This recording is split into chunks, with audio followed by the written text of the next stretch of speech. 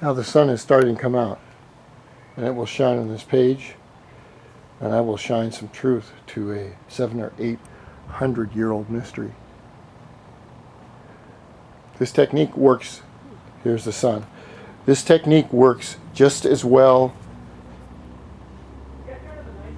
from here to Antarctica to anywhere on Earth. But suppose that you arrived on Earth today and you stayed for a few weeks, and you knew that the path that you took, the straight line path between this planet and this other planet down here, connected by an electrical conduit, was free of obstructions. How would you know when to go back? There is no calendars, nothing like that. It's been hiding in plain sight. Here is the battery, right here. This is what it does. Stonehenge is just like this, except it's raised in 3D. Stonehenge, what it does, if you follow my finger, it casts shadows. A flat surface cannot cast shadows, but this can. You see the shadow right there? Now, if this pictogram were lined up to where it's supposed to be, and you have a sphere, or not a sphere, but an object like that, you can see how it could work.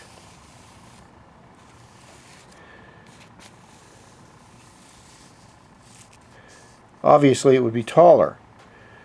But if this shadow pointed towards a star or hit a star, and all these stars are in different locations, then you can see there it faded.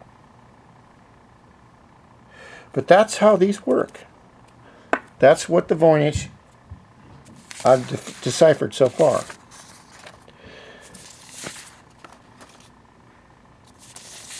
It's really interesting.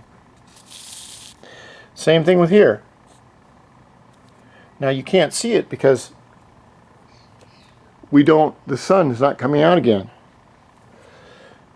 But here is the point where it has to point.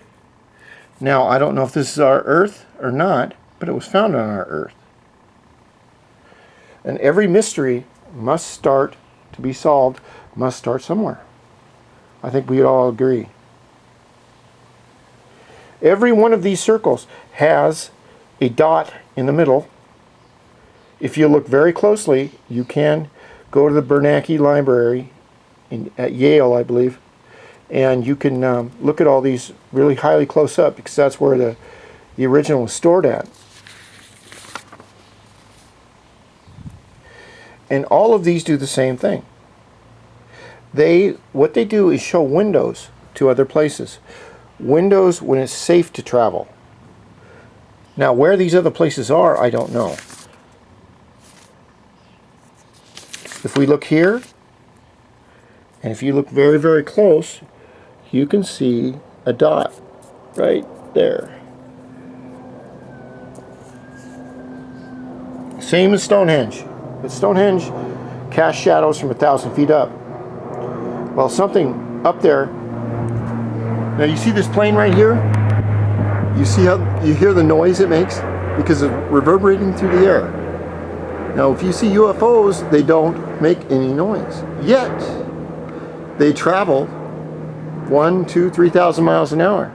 Another interesting fact about that is that when a UFO does dart across the sky, everything that travels through the air at over Mach speed, or I believe it's 790 miles an hour, creates a sonic boom. They don't create a sonic boom, the UFOs.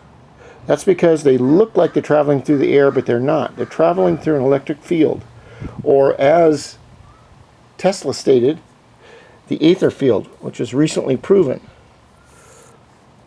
Picture the entire universe to be one big electrical field, right, like this. That is what they travel through. And that is the next step of human exploration of space. Like Carl Sagan said 30 years ago, there are more planets in the universe than there are grains of sand on every one of our beaches in this world. Think about that. How many planets there are. Whoever built this codex, the Voynich codex, used the same technology as Stonehenge. Stonehenge casts shadows.